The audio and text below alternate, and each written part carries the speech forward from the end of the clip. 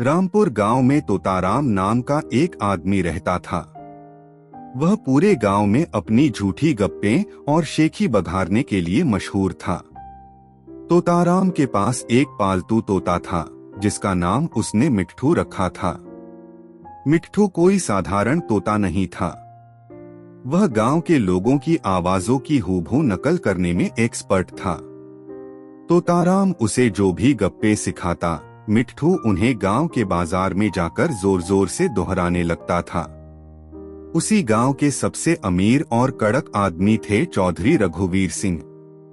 चौधरी साहब का पूरे इलाके में बहुत खौफ था। उनकी बेटी की शादी शहर के एक बहुत बड़े जमींदार के बेटे से तय हुई थी।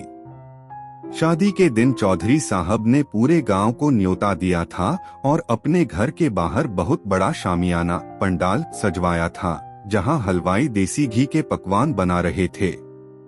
शादी की दोपहर तोताराम अपने तोते मिट्ठू को पिंजरे से बाहर निकालकर गन्ने का रस पिला रहा था। तभी तोताराम ने मजे में मिट्ठू से कहा, मिट्ठू, आज चौधरी के यहाँ डाकू आने वाले हैं। सब लोग भागो। मिट्ठू ने इस लाइन को अपने छोटे से दिमाग में तुरंत रिकॉर्ड कर लिया। मिट्ठू की बदमाशी भी तोताराम को किसी काम से घर के अंदर जाना पड़ा। मिट्ठू को मौका मिल गया।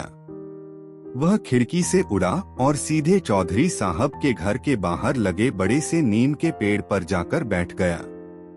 पेड़ के ठीक नीचे चौधरी साहब अपने समधी, दूल्हे के पिता और शहर के वीआईपी मेहमानों के साथ बैठकर हुक्का पी रहे थे और अपनी धनदौलत की शेखी बघार रहे थे। अचानक मिट्ठू ने नीम के पेड़ के ऊपर से चौधरी साहब की कड़क आवाज में जोर से चिल्लाना शुरू किया, भागो भागो, गांव में डाकू आ गए, बंदूकें निकालो। चूंकि आवाज बिल्कुल चौधरी साहब जैसी थी, नीचे बैठे मेहमानों ने आव देखा न ताव अपनी कुर्सियां पलटीं और जान बचाकर भागने लगे। दूल्हे के पिता घबराकर सीधे पास में रखी हलवाई की। पूरे पंडाल में तहलका। चौधरी साहब चिल्लाए, अरे समधी जी, रुकिए, कोई डाकू नहीं आया है। लेकिन तब तक पूरे पंडाल में भगदड़ मच चुकी थी। बारात के ढोलन गाड़े वाले अपने ढोल छोड़कर भाग गए। तभी मिट्ठू पेड़ से उड़ा और उड़ते उड़ते सीधे दूल्हे की सजीदजी घोड़ी के सिर पर जाकर बैठ गया। मिट्ठू वहां जाकर बिल्ली की आवाज में जोर से म्याऊ म्याऊ करना शुरू कर दिया। घोड़ी बिल्ली की आवाज से डर गई। उसने अपनी पिछली टांगें हवा में उठाईं। घोड़ी पर बैठा दूल्हा हवा में 3 फीट ऊपर उड़ा। वह सीधे पास के एक वीआईपी फूड स्टॉल पर जाकर गिरा, जहां गर्मागर्म कचौड़ियां और आलू की सब्जी की बड़ी कड़ाही रखी थी। दूल्हा तो बच गया, लेकिन उसकी सोने के काम वाली शेरवानी पर पूरी आलू की सब्जी और तेल बिखर गया। वह दूल्हा कम और सब्जी का डोंगा ज्यादा लग रहा था। चौधरी साहब ने जब ऊपर देखा तो उन्हें नीम के पेड़ की टहनी पर बैठा मिट्ठू तोता दिखाई दिया, जो अब जोर जोर से हंस रहा था। पकड़ो पकड़ो, डाकू आ गए। चौधरी साहब गुस्से से लाल पीले हो गए।